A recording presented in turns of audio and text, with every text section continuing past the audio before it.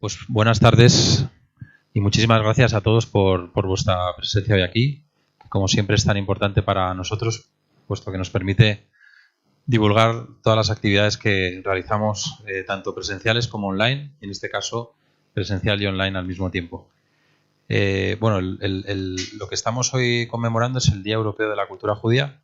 El Centro Sefarad de Israel y también Casa América van a celebrar actividades relacionadas con este Día Europeo de la Cultura Judía, cuyo objetivo básico pues, es promocionar todo lo que tiene relación con el mundo judío y realizar en toda Europa actividades, conferencias, talleres, seminarios sobre la cultura, las tradiciones y la vida de las comunidades judías en Europa. Y para celebrar este evento tenemos hoy aquí a dos grandes personalidades de la cultura española a las que querría agradecer personalmente su presencia, que nos honran con su presencia, y a Esther Bendarán por haber organizado este acto. Y bueno, pues tenemos aquí, por orden alfabético, Luis García Montero, director desde 2018 del Instituto Cervantes, poeta, traducido al hebreo, ensayista y catedrático de literatura española. Le quería agradecer su enorme colaboración con el Centro Sefarad de Israel en todas las actividades que le proponemos y que por supuesto tienen que ver con Sefarad. Y a Antonio Muñoz Molina, escritor, por todos conocido, académico de Real Academia Española desde el año 96, Premio Príncipe de Asturias de las Letras, siempre ha manifestado una preocupación por el otro, por el exiliado, el extranjero, y eso se manifiesta especialmente en su publicación Sefarad. Y también queríamos felicitarle por la publicación de su nuevo libro, No te veré morir. Bien, en primer lugar, pues me gustaría comenzar quizá hablando un poco o realizando alguna pregunta que fuese común a ambos escritores que tenemos hoy el gran placer de tener aquí, relacionado con la influencia que para ellos ha podido tener la cultura judía, en qué medida ha podido influir en sus libros esta cultura judía. Por ejemplo, en el caso de Luis García Montero, él ha escrito un libro que se llama Los judíos de la España antigua, y en el caso de Antonio Muñoz Molina pues hemos hablado brevemente de su libro Sefarad. Entonces, ¿qué podéis comentarnos sobre este tema?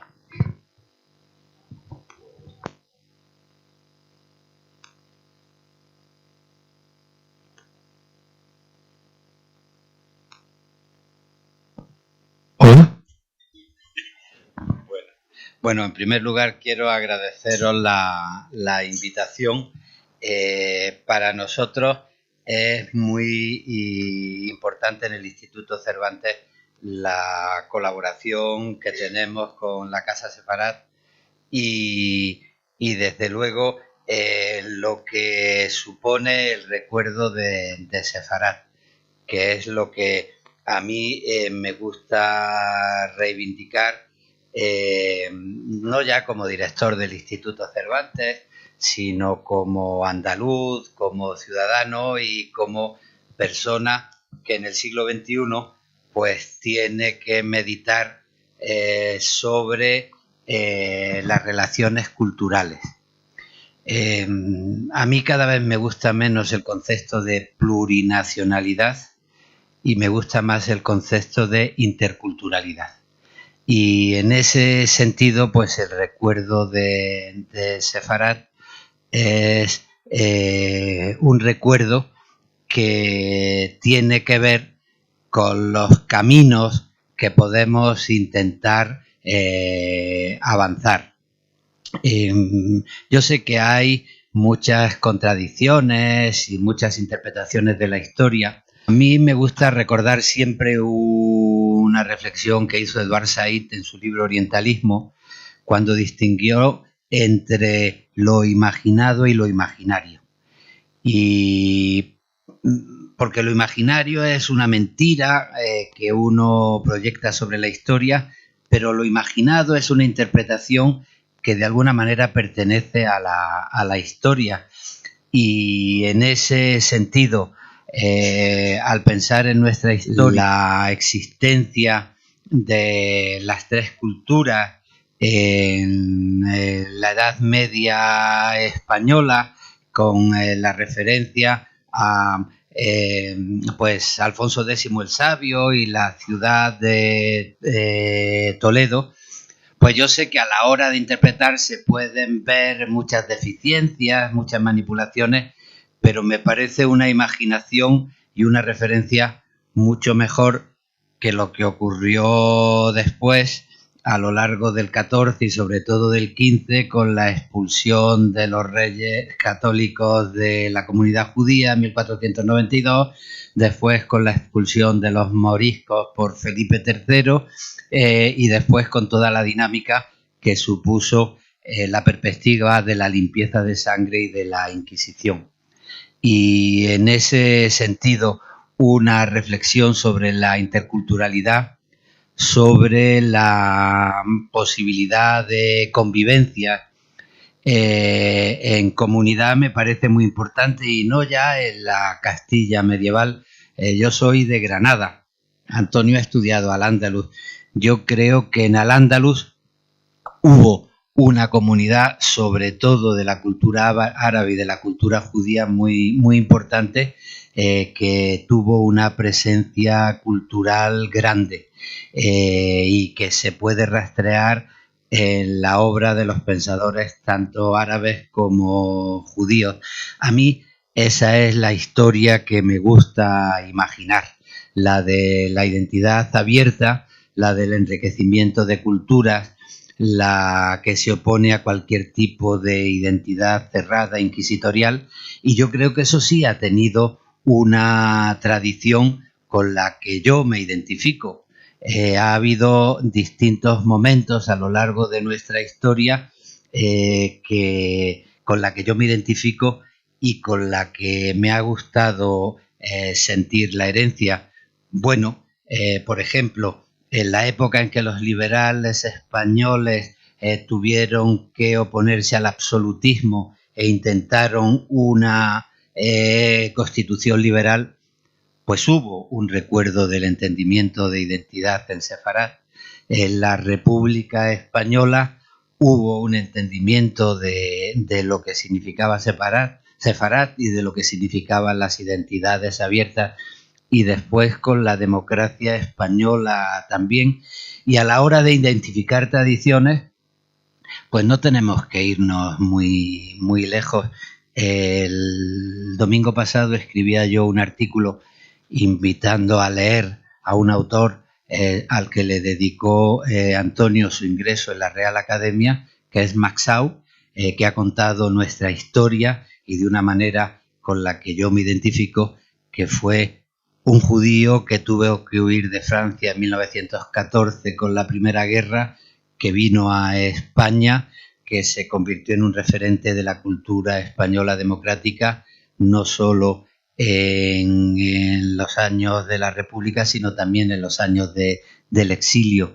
Y en ese sentido, pues me parece que sigue siendo como una España imaginada, una realidad en la propuesta cultural que podemos incluir, condensar en nuestra identificación con Sefarat.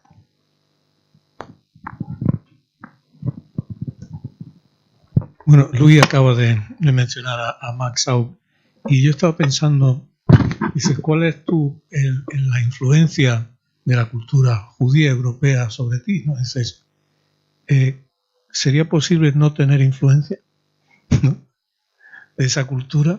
Porque una gran parte de esa cultura es la cultura europea. Es decir, cuando se produce la gran ruptura es cuando, como ha dicho Luis, se inventan las identidades criminales y empiezan a romperse y empiezan a expulsarse a gente que había no ya formado parte, sino que había sido fundacional, ¿no? Hay un momento en Don Quijote de la Mancha, en la primera parte, que a Luis también le gusta mucho, que es ese momento en que se interrumpe la acción, como si se quedara parada una película antigua cuando se paran, ¿no? Está Don Quijote y el vizcaíno están a punto de atacarse el uno al otro con las espadas en alto. Entonces Cervantes se corta la historia y dice, el narrador dice, y lo malo de esto es que aquí se acaba la historia que yo tengo. No sé cómo sigue esto, ¿no? Entonces ahí es uno de los grandes momentos de la vanguardia narrativa, ¿no? Porque el narrador te dice, no sé cómo sigue la novela que estoy escribiendo, ¿no? Entonces, Cervantes, hay un momento autobiográfico estremecedor cuando habla de que desde niño leía los papeles rotos de las calles, ¿no? Y habla de que está en el Alcaná de Toledo. Estamos hablando, esto estará escrito a principios del siglo XVII, es decir, todavía no se ha producido la expulsión de los moriscos, ¿no? Y entonces, allí en el Alcaná de Toledo, encuentra un sedero morisco, ¿sabes?, al que le compra unos cartapacios que están escritos en caracteres arábigos, ¿no? Dice, entonces me puse a buscar un traductor, dice, cosa que allí es muy fácil. Dice, y aún si lo buscara de otra lengua más antigua y más, no sé lo que dice, más culta o algo así, lo encontraría.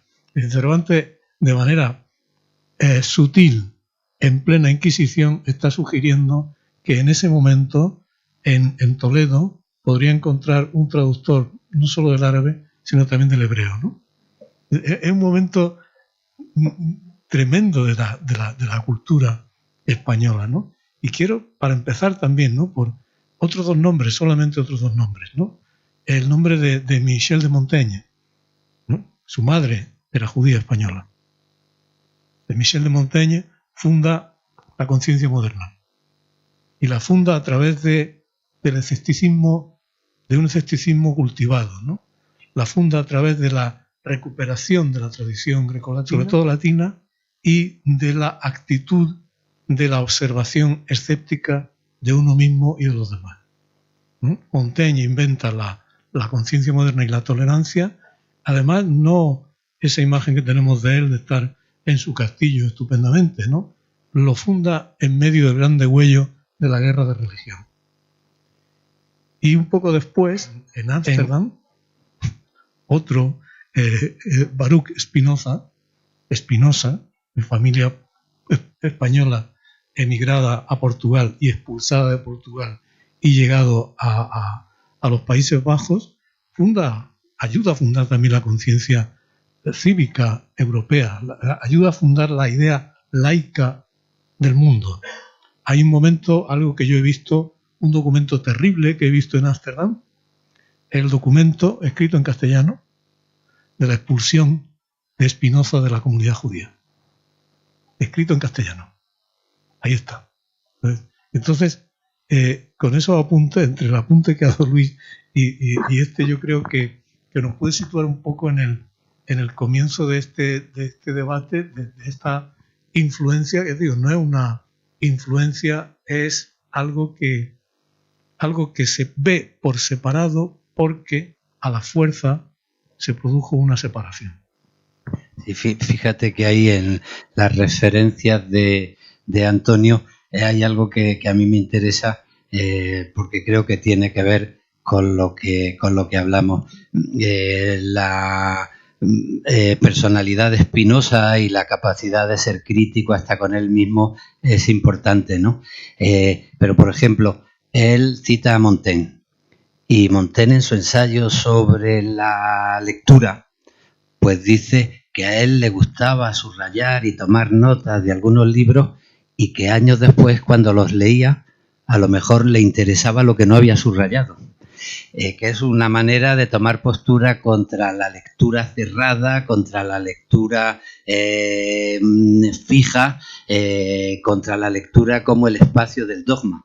Resulta que pasado el tiempo y desde otra perspectiva, incluso histórica, ya algo que le interesaba no le interesa tanto como lo que le pasó desapercibido.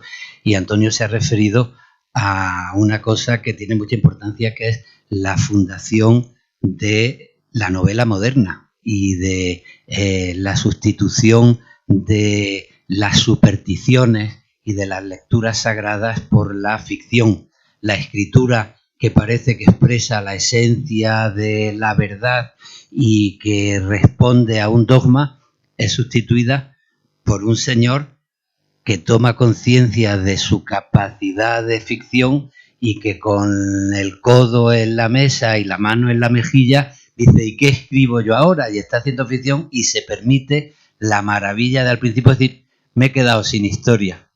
No sé cómo sigue. No sé cómo sigue. ¿Cómo sigo? Porque responde a su compromiso con la ficción y se encuentra con unos manuscritos que el Instituto Cervantes celebra ese episodio todos los años con un festival que llamamos Benengeli y que por todo el mundo celebra la ficción del español a partir de ese episodio.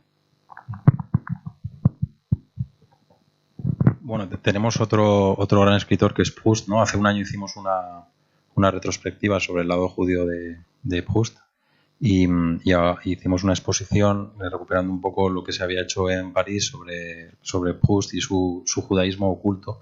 Estaba muy expreso en su literatura, pero oculto al público en general. Y también presentamos hace poco un libro de Norman Lebrecht sobre las aportaciones del judaísmo en los últimos 100 años. Hay una película, Oppenheimer, donde se habla donde hay una frase en la que dice Oppenheimer: el antisemitismo es lo único que nos puede hacer ganar la guerra, porque claro, todos los científicos son expulsados, ellos mismos se van de Alemania, de Austria, de Polonia, de Hungría, y se concentran todos en Estados Unidos para contribuir a crear este artilugio para acabar con la Gran Guerra, ¿no? Hace poco vinieron del Congreso Mundial Judío y el presidente adjunto dice que España se ha convertido en el segundo lugar donde hay mayor número de judíos después de Francia, dejando de lado Reino Unido, que ya no forma parte de la Unión Europea. ¿Creéis que es una oportunidad que está recibiendo España de nuevo y que somos capaces en este momento de no volver a fracasar?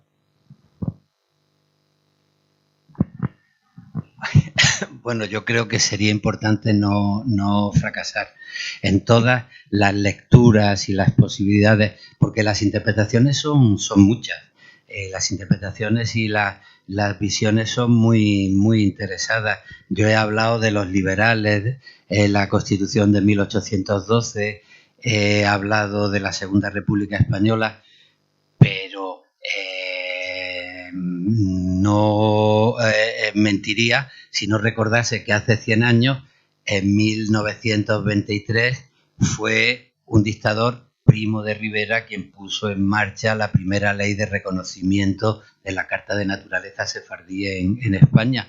Y también en la posguerra, pues ese personal tan admirable y tan ejemplar como el embajador Sambriz, que salvó a tantos judíos del nazismo, pues fue utilizado por el franquismo cuando estaba intentando llegar a un pacto con los Estados Unidos para que permitieran la entrada en la ONU y el reconocimiento de la dictadura española, y se creó una leyenda, que es la leyenda de Franco, salvador de judíos, intentando borrar lo que había sido los pactos de Franco con Hitler o incluso con Perón, para utilizar España no ya como una potencia de apoyo mientras Hitler tuvo fuerza, sino también como un puente para salvar a muchos judíos que iban a ser juzgados y llevarlos a Argentina. O sea que interpretaciones hay muchas, y todas tienen su interés y sus intereses.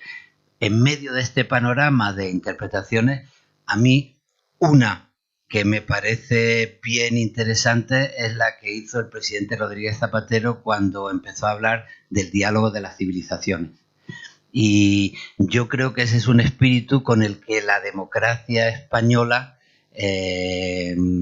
puede identificarse, y conviene trabajar un diálogo de civilizaciones que, en primer lugar, comprenda la interculturalidad, porque, como decía Antonio, es que si te vas desde Proust hasta Carlos Marx o hasta Montaigne, todos nuestros referentes nacen de una interculturalidad. O sea, somos un diálogo intercultural. Y a mí me parece que eso permite unos valores democráticos de defensa de los derechos humanos y de pensar el futuro frente a los fundamentalismos de manera muy razonable. Y yo creo que sí, que esa es la manera de pensar y de creer que sería muy importante que Europa y España consiguiesen que el futuro fuese por ahí. Es verdad que uno se preocupa cuando en Alemania vuelve a ver cómo entran en distintas instituciones pues partidarios de la extrema derecha y del nazismo, y uno puede asustarse cuando ve distintos brotes, pero creo que el compromiso es conseguir que los valores democráticos se establezcan en un diálogo de civilizaciones, que Sefarad es un punto de referencia de la historia de España muy, muy importante, y eso significa, por una parte, compromiso de diálogo, y por otra parte significa... Antonio publicó una novela, Sefarad, que él mismo calificó de una novela de novelas. Que parecía que iba a empezar a escribir un cuento y se enrolló un cuento con otro y una historia con otra, y es una novela de novelas porque hay muchos personajes que se enredan en una visión completa, y cada uno de esos personajes pues representa un desarraigo, un sentimiento solitario, una posibilidad de marginación. Bueno, que el diálogo de civilizaciones suponga también una toma de conciencia, de solidaridad con los marginados, pues me parece que es el futuro de la democracia, y yo creo que deberíamos apostar por eso.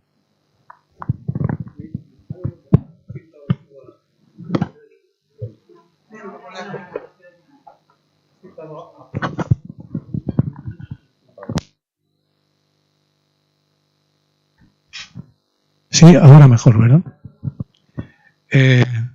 Ha citado a Proust y eso me ha conmovido porque yo soy un proustiano genético. Para mí Proust es todo. Yo creo que es el escritor al que más he leído. Y es verdad lo que tú dices, es decir, cuando tú estudias la figura de Proust, te das cuenta de cuánto tiene que ver con esa historia fundamental europea, que es como la antítesis de la interculturalidad de la que hablaba de Luis. Es decir, ese momento en la historia europea en que, frente a la ampliación de los derechos, a la ampliación del Estado democrático, podemos decir, ¿no? Es decir, el Estado post-absolutista, ¿no? Cuando empieza el reconocimiento de los derechos civiles, ¿no? De los derechos de la igualdad. Entonces, en ese momento que empieza el que primero que permite la emancipación de los judíos a través de Europa es Napoleón, ¿no? Entonces la Tercera República Francesa se establece sobre los principios del laicismo, de la igualdad jurídica y todo eso, pero en esa Tercera República hay un impulso de integración enorme de muchas personas de origen judío, y ahí hay una tensión horrible entre esa legalidad y la presión horrenda del antisemitismo, sobre todo muy relacionado con la Iglesia católica y con el ejército, ¿no? Y ahí llega el caso Dreyfus, ¿no? El caso Dreyfus, en el que Proust se compromete radicalmente, ¿no? Proust es el que le lleva un documento a firmar a Anatole France, rompe con muchos de sus amigos de la aristocracia, porque Proust vive íntimamente su vida. En su vida está resumida esa tensión. Como sabemos, su padre, el doctor Adrien Proust, de una familia católica de provincias, su padre era antidreyfusista, y su madre es de una familia judía, la familia Weil. Ella, la madre, permite que sus hijos, ella no deja la fe judía, pero sus hijos se bautizan en la fe católica. Entonces Proust, la persona a la que está más unido en el mundo durante toda su vida, fue su madre. En la relación con su madre y con su padre está viviendo esa tensión. Y además eso crea algo que está muy en toda la cultura crítica europea y la cultura crítica judía europea, que es la mirada del que casi está dentro, pero en cualquier momento puede ser marcado. En el caso de Proust, además, está su homosexualidad, ¿no? Es un escritor que está dentro, porque forma parte de la alta burguesía, y está fuera. porque es homosexual y porque su madre es judía. Y porque en esos momentos terribles en los que surge ese antisemitismo que después en Alemania iba a adquirir su deriva monstruosa, pero no solo en Alemania, en toda Europa, ¿no? Y lo que ocurre es que en ese momento en el que se crean, sobre todo después de 1914, cuando llegan las naciones, ¿no? Desaparecen los imperios y llegan estas naciones nuevas, estas naciones se construyen por amputación, ¿no? Hay un nacionalismo por amputación, que dice, yo construyo mi nación cortando a todos aquellos que no forman parte de lo que se considera la identidad pura. Entonces eso deja Europa, cuantas más naciones ha habido en Europa, es cuanto más refugiados y cuanto más apátridas. Es decir, si algo genera el nacionalismo, son apátridas. Es extraordinario eso, ¿no? Entonces, toda Europa se llena, porque había un chiste en los años 30, decía, ¿qué es Checoslovaquia? ¿Quién habita en Checoslovaquia? En Checoslovaquia habitan los checos, habitan los eslovacos y habitan los checoslovacos que son judíos. ¿Por qué? Pues porque a los judíos es a los que en la afirmación de la nacionalidad, digamos, pura, esa fantasía terrible, ¿no?, de la pureza, los deja fuera y los convierte en el chivo expiatorio. Entonces tienes ese rastro de escritores, de artistas, de cineastas, de gente que atraviesa Europa, que acaban, muchos de ellos acaban en los campos, acaban en Estados Unidos, acaban. Y entonces tú ves que no hay prácticamente ámbito de la cultura universal del siglo XX en el cual no intervengan algunas de esas personas que han sido, y que además, fíjate, me acuerdo un señor que era un hombre que era interesantísimo. Sabes que cuando los Rosenberg lo mataron, ¿no? Lo pusieron en la silla eléctrica, a sus hijos lo adoptó una familia de comunistas americanos, se llaman Mirepol, ¿no? El padre de esa familia es el autor, curiosamente, era un judío del Bronx, es el autor de la letra de la canción Strange Fruit de Billie Holiday. Entonces, los hijos de los Rosenberg, que se llamaron luego Mirepol, ¿no?, eran los dos hermanos Rosenberg, que se ven en una foto terrible de pequeños, ¿no?, visitando a los padres en la cárcel, ¿no?, antes de que los mataran. Los dos tuvieron un activismo tremendo en los años 60 con los derechos, con la lucha de los derechos civiles, con los derechos sindicales y todo eso, ¿no? Y yo vi una entrevista con uno de ellos que eran, bueno, son judíos laicos, es decir, no religiosos, ¿no? Uno de ellos dice, yo seré judío mientras haya antisemitismo. Es decir, porque lo cierto es que esa Europa en la que no es que se hubiera producido un encuentro de la cultura europea y la cultura judía, es que la cultura europea era esa mezcla, judía y de muchas otras cosas, ¿no? Es decir, tú ves cuando gente como Primo Levi, ¿no? Y Primo Levi es de una familia judía laica del Piamonte, de esta burguesía ilustrada, tremenda, italiana, ¿no?, a la que pertenece Natalia Ginzburg y Rita Levi Montalcini, la física, premio Nobel, ¿no? Primo Levi no era religioso. Y hay un momento en que, cuando él se va con los partisanos, ¿no?, le preguntan, cuando los cogen los de la República de Saló, ¿no?, los detienen, dicen, le preguntan, ¿tú eres comunista o judío? Y en ese momento, es la primera vez que él dice, soy judío. Es decir, tenemos que pensar en eso, en cómo el nacionalismo, el antisemitismo y todo eso, cómo fracturaron lo mejor de una cultura que además yo creo, no sé qué te parece a ti, Luis, pero yo creo que hay cosas que no se recuperan.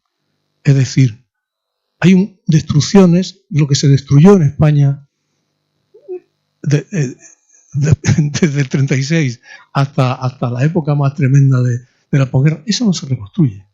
La cultura europea, la gran cultura europea, no se ha reconstruido, ¿no? No, eso es así. y me interesa mucho lo que estás diciendo, porque yo creo que una de las reflexiones de esta interculturalidad y de esta cultura dialogante que se enriquece entre sí tiene mucho que ver con lo que planteaba Antonio de los fenómenos que quieren fundar la identidad de una patria, de un territorio, en contra de otra y como desprecio a otra. Y eso es algo que funcionó incluso en la cultura europea desde la Ilustración y desde la Revolución Francesa, cuando se intentó definir lo que era la identidad francesa frente a otras culturas. Y ha funcionado mucho en los Estados Unidos y sigue funcionando, y funciona en los nacionalismos fanáticos, ¿no? Y en España, pues el patriotismo español de Franco, del que hablaba Antonio, pues lo que hizo fue crear apátridas y gente que no se consideraba buen español, porque se utiliza el concepto de identidad como una manera de reafirmación propia solo a costa de marginar al otro. Y a mí me parece que eso es un gran peligro de la democracia y es lo que empobrece la cultura. Y lo que empobrece la cultura, además, en un movimiento histórico donde muchas veces las pérdidas no se pueden recuperar. Antonio acaba de publicar, lo decías tú, una novela protagonizada por un personaje, Gabriel Aristu, que es hijo de un crítico musical monárquico que se vio envuelto en la guerra, que de pronto fue perseguido por los republicanos, que cuando ganan los suyos se toma conciencia de que no son los suyos y se encuentra en un absoluto anonimato, y el hijo se va a vivir a los Estados Unidos, y cuando vuelve a España pues puede recordar a un padre que había perdido al ganar lo que lo definía en su personalidad, y alguien que no puede integrarse con normalidad a lo que había sido su tierra porque ha tenido otra experiencia. Eso, si lo sacamos del cambio generacional, pues es así. Hablábamos al principio, esa pérdida no se puede recuperar porque se degrada y porque las cosas que se pierden después se pueden imaginar como referencias, pero no se pueden vivir sin abrir los ojos a la realidad. Empezamos hablando de Max Aub, el libro con el que volvió a España Max Aub en 1969, La gallina ciega, pues es un libro donde hay un testimonio claro de que ese regreso ansiado no es el regreso al país que él dejó, porque el país que él dejó ya no existe y no se va a poder recuperar, ¿no? Y en ese sentido es muy importante defender aquello que no queremos que se pierda, porque una vez perdido no se puede recuperar. Yo no sé si te acuerdas del final de La gallina ciega, hablando de los discursos y de los fanatismos. Se encuentra Max Aub con unos alemanes demócratas que habían venido a España, van a la ciudad de Antonio, a Úbeda, y allí visitan la tumba de San Juan de la Cruz. Y cuando ellos preguntan, San Juan de la Cruz, ¿de qué murió San Juan de la Cruz?, le contesta el guía, lo fusilaron los rojos. Eso, que es una broma, pero ejemplifica perfectamente cómo el país que perdió Max Aub ya no lo iba a poder recuperar. Ahí entramos en una cosa que es la cuestión de la alerta absoluta que hay que mantener ante cualquier signo. Es decir, no se puede tener ninguna aceptación ni ninguna tolerancia hacia cualquier signo de persecución o de afirmación o de negación, de afirmación de lo propio, negando al otro o negando primero, identificándolo como otro. Es decir, porque de pronto a lo mejor tú no sabías que era otro, ¿no? Es decir, la necesidad de marcar, ¿no? Entonces eso, porque efectivamente las cosas se pierden. No solo se pierde solo se destruye. Piensa para gente como Bashevi Singer, ¿no? Que escribió toda su vida en yiddish, ¿no? Cuando él hablaba de la desaparición de su idioma. Dice, este idioma prácticamente ha desaparecido. No ha desaparecido por exterminio, ¿no? Es decir, es un idioma, es un mundo, es una visión del mundo, igual que la desaparición de esa cultura de entreguerra. Hay un personaje ahí para mí que es tan triste que me cuesta leerlo, que es Joseph Roth. A Joseph Roth le tengo una admiración, además está muy bien traducido al castellano, ¿no? Cuando él hace un libro de una serie de reportajes de viajes por los enclaves judíos de la Europa Oriental, ¿no? De judíos ortodoxos de Ucrania, de Polonia y todo eso, ¿no? Que se llaman los judíos errantes, ¿no? Y hace ese viaje, lo hace inmediatamente antes, lo hace al principio de los años 30, inmediatamente antes de que empiece el gran exterminio, ¿no? Y él, es decir, si hay algo que tiene Joseph Roth, a mí me parece magistral, es que la lucidez radical que tuvo, porque ante estas cosas no se puede tolerar nada. El año 23 está en Ostende, en la playa de Ostende, ¿no?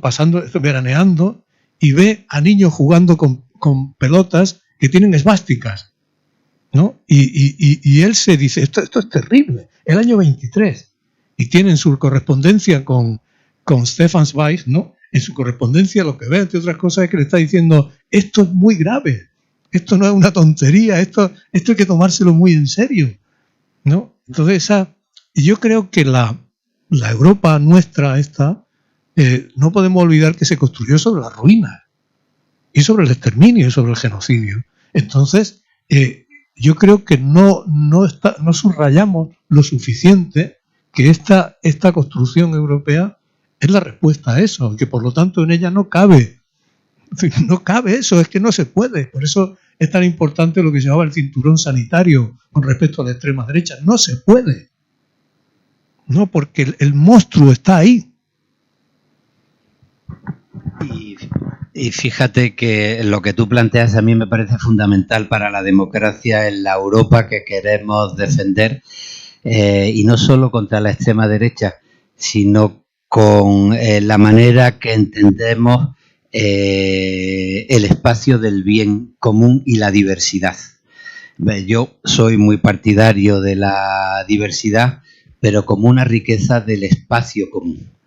Que a mí me parece fundamental esto, porque lo que apuntaba Antonio, hay un peligro de entender la diversidad como una fragmentación de lo común, dividido en muchas sectas, donde una secta se defienda a sí mismo por odio a la otra secta. Y entonces se pierde el espacio de lo común en favor de una fragmentación de identidades cerradas en ti misma que ven al otro como enemigo. Y yo creo que esa es la gran imagen de Sefarat y de la interculturalidad. El respeto absoluto a la diversidad, pero no como alguien que acumula mi yo y muchos otros, sino como alguien capaz de construir un nosotros en un espacio común. Yo creo que este es el juego de la cultura en la Europa contemporánea frente a todos los movimientos que puedan poner en peligro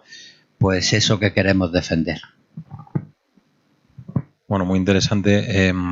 Sin duda, hoy en día el gran peligro son los movimientos de extrema derecha que están amenazando Europa, y nosotros recibimos estadísticas e informaciones sobre un creciente antisemitismo en Europa.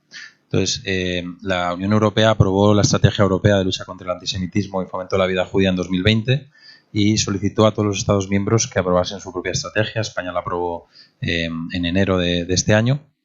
Estados Unidos la ha aprobado también. Entonces, a día de hoy nos encontramos con el gran problema de que pensamos que la mayoría de la sociedad es integradora, pero luego la realidad es que en las elecciones en Europa en general vemos que los partidos de extrema derecha van ganando terreno. Entonces, pese a una mayor educación en la tolerancia, pese a que la cultura puede contribuir a reducir prejuicios, nos encontramos con que, ya hemos hablado de que en la Europa moderna se expulsó a los judíos y después a los moriscos. En la Europa, en la época del año 33 al año 45, hubo una auténtica hecatombe que acabó con la solución final y la destrucción de la vida de 10 millones de personas por medio de métodos absolutamente inhumanos. Y a día de hoy nos encontramos con la última oportunidad, diríamos. ¿Qué elementos tenemos para confrontar a esos movimientos de extrema derecha?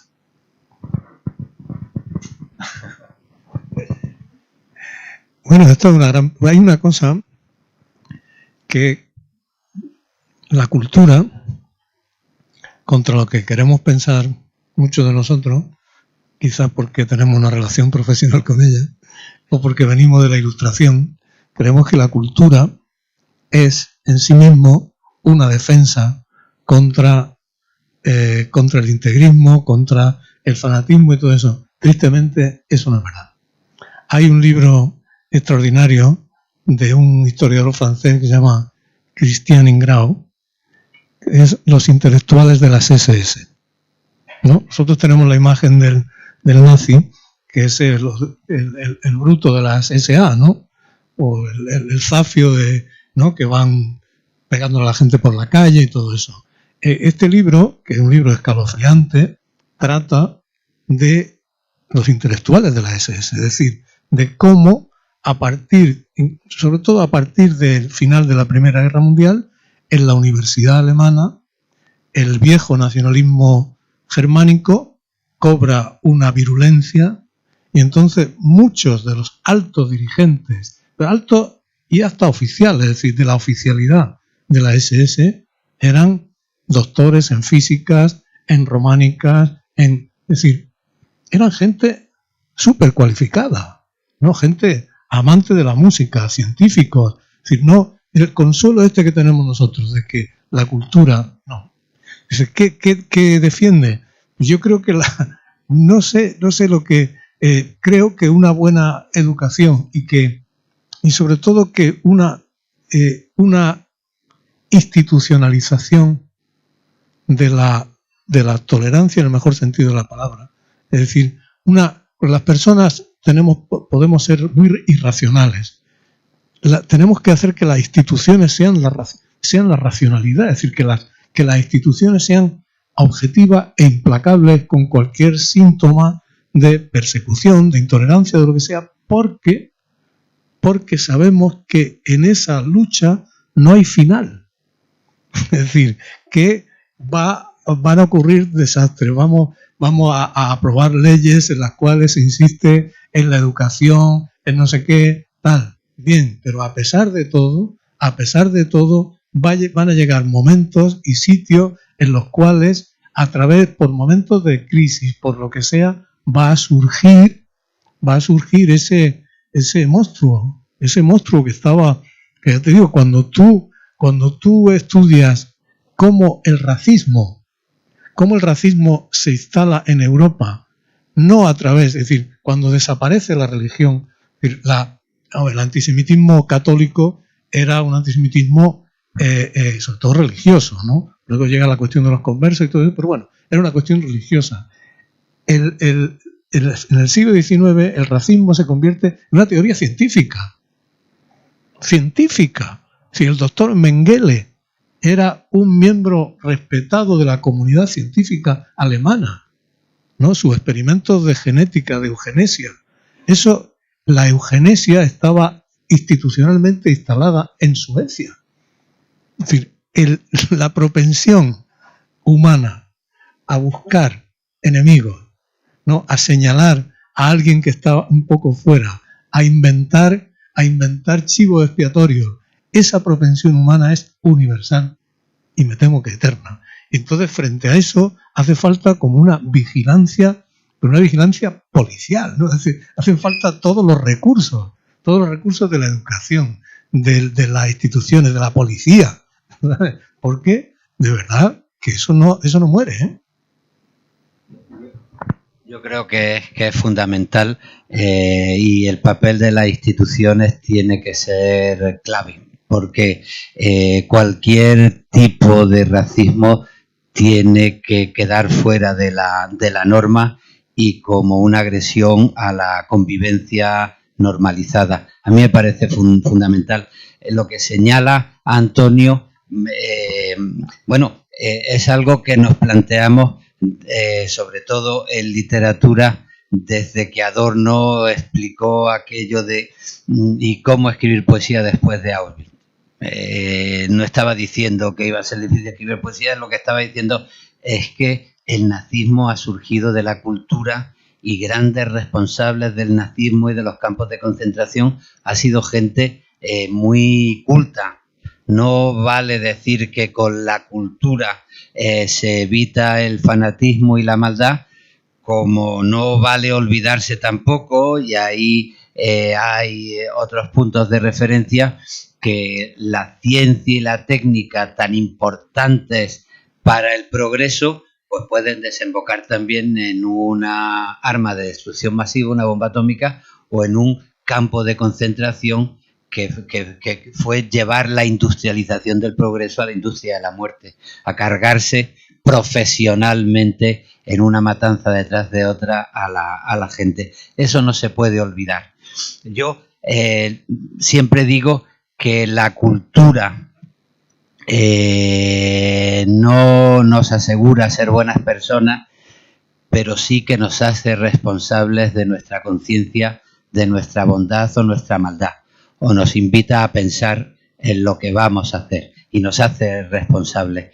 Entonces, por eso yo soy partidario de la cultura y me gustaría una educación y un protagonismo de la institución en los programas educativos que evitaran cualquier tipo de fanatismo, cualquier tipo de bulo, cualquier tipo de intransigencia. Es difícil en la sociedad en la que vivimos, pero es importante apostar por eso. La cultura en lo que se pueda, sabiendo que ahora los chavales no se forman solo en un instituto, sino que están en muchos ámbitos, empezando por las redes sociales, donde se les enseña a mirar el mundo de una manera, y queda como referencia una institución que debe marcar un cordón sanitario claro contra cualquier tipo de fanatismo que pase por la injusticia, del supremacismo o de cualquier sesgo que nos parezca repugnante. Eso creo que debemos defenderlo. Y por otra parte, como estamos dentro de las instituciones en un contexto y sabemos que a la hora de actuar podemos tener una mirada o tener otra mirada, pues yo creo que las instituciones que creemos en los valores democráticos tenemos que intentar ser lo suficientemente sensatos para que en este mundo de algarabía las propuestas que se hagan no ayuden al enemigo, sino que permitan crear puntos de referencia claros. Te pongo un ejemplo. Para el Instituto Cervantes es fundamental la colaboración con vosotros. Poder hacer exposiciones, poder crear recorridos itinerarios sefardíes, por ejemplo. Creo que la responsable de cultura ha dejado el itinerario que hemos hecho de la cultura fuera de la guía sefardí en Belgrado. Eso es importante, por trabajar, por ejemplo, en hacer en todos nuestros centros un día de la cultura sefardí, un día de la comunidad judía al año, que creo que va a ser el 30 de noviembre, si no recuerdo mal. Eso es muy importante. Para mí, como poeta y como filólogo, por ejemplo, hay otras cosas importantes, pero me muerdo la lengua. El ladino es un idioma, que desaparezca el ladino, pues es la desaparición de un mundo, pero analizo la situación y estábamos empezando a un programa de potenciación del ladino y en un análisis histórico me encuentro en primer lugar con que buena parte de la cultura del viejo español en las comunidades se mantuvo como lengua materna en unos modos de vida donde las mujeres estaban encerradas en la casa y conservaban la herencia familiar. Bueno, ahora que en muchos sitios salen a trabajar y estamos luchando por la igualdad entre hombres y mujeres, esa herencia familiar de mujeres no en contacto laboral con otros idiomas, pues se va perdiendo y el ladino se va perdiendo. Nosotros calculamos que hay ahora mismo en Israel 1.400.000 herederos de la tradición sefardí. Y según las encuestas que manejamos, más del 90% de esos herederos han perdido el sefardí y el español como lengua materna. Entre otras cosas, porque claro, en Israel conviene que la lengua materna sea el hebreo. Entonces, a la hora de analizar todas estas cosas, pues yo prefiero cerrar el Día de la Comunidad Judía en el Mundo, el Día de los Itinerarios Judíos, el día no sé qué, porque si decimos que se está perdiendo como lengua materna el sefardí porque no interesa en Israel y el 90% de los sefardíes ya no tienen una lengua materna unida con el español, pues lo que voy a conseguir es que todos los fascistas de este país empiecen a meterse otra vez con los judíos, con el Estado de Israel y con todo el mundo. En ese sentido, la conciencia del mundo en el que vivimos hace que las instituciones tengamos que ser intransigentes con los sesgos reaccionarios y al mismo tiempo ser prudentes, y muchas veces la política no es prudente porque hay que ir avanzando gradualmente y no conviene querer conquistarlo todo de golpe, porque entonces lo que hace es animar la reacción. Eso lo decía Antonio Machado, que cada vez que uno dispara, que no se olvide que después la escopeta tiene retroceso. Ese sentido, conciencia institucional de defender lo importante y de apostar por defenderlo de manera que no cree reacciones contrarias. Bueno, yo creo que... Quería decir una cosa sobre las instituciones, ¿no? Digo que algo que a mí me... Y por eso, si os fijáis, en los movimientos, los nuevos movimientos irracionalistas o de extrema derecha o todo eso, lo que hacen es, que es muy curioso en gente que se supone conservadora, que es ir en contra de las instituciones, ¿no?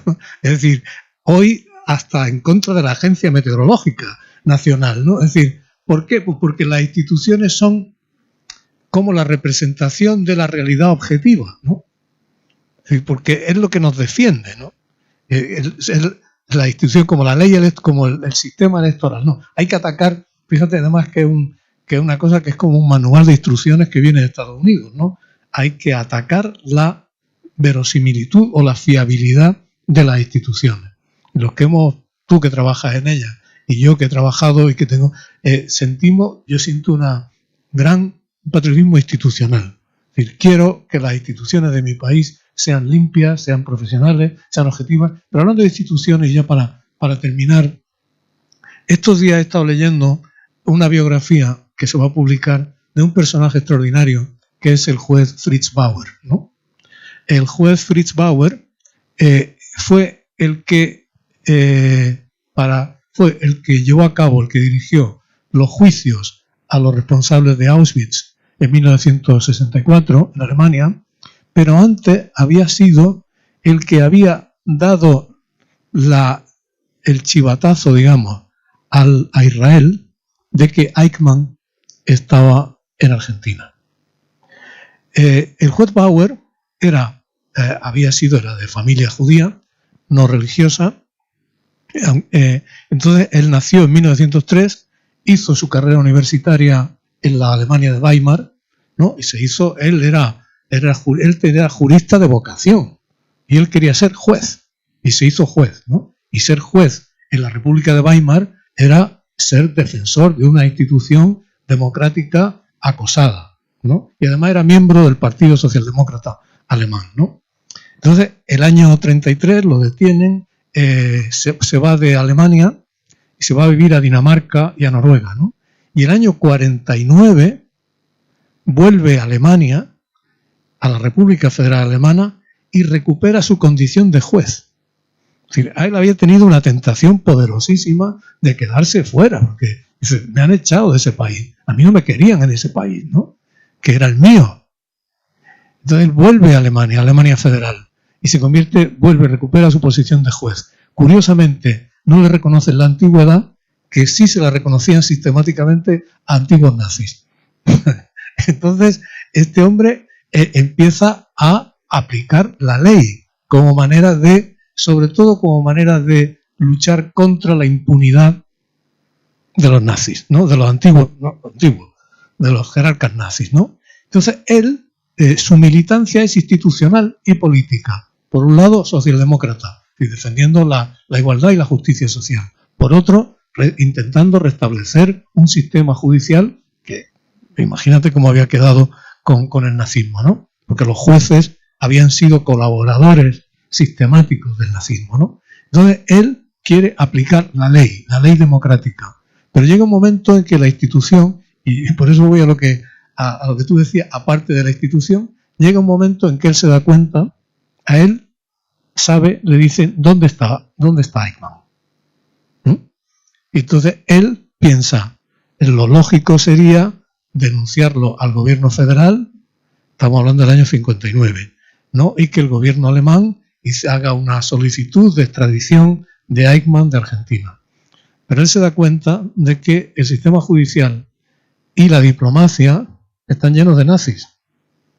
Entonces hace una cosa de la que después le acusaron, y es que traiciona a su país, en un sentido, porque da una información al gobierno de otro país, que es Israel.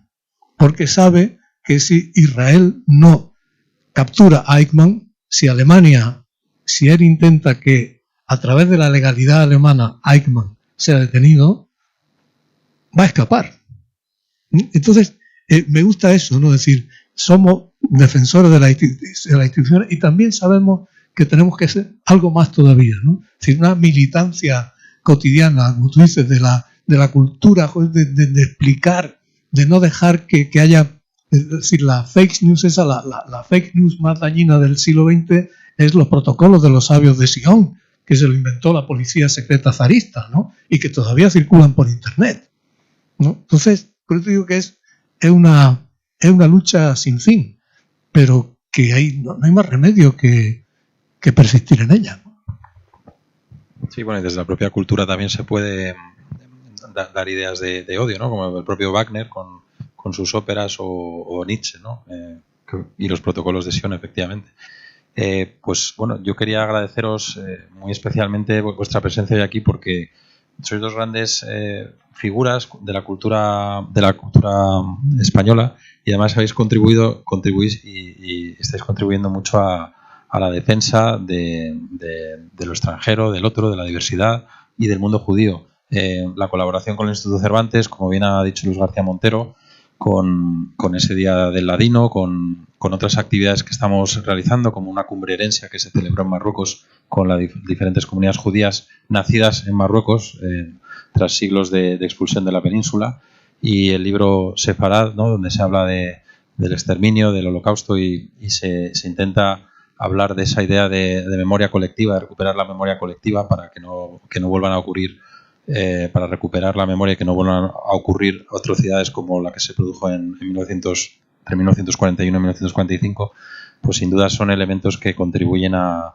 construir una identidad nacional basada en la tolerancia y en la no discriminación. Pues nada, yo quería agradeceros, muchas gracias por estar aquí y gracias al público por su presencia.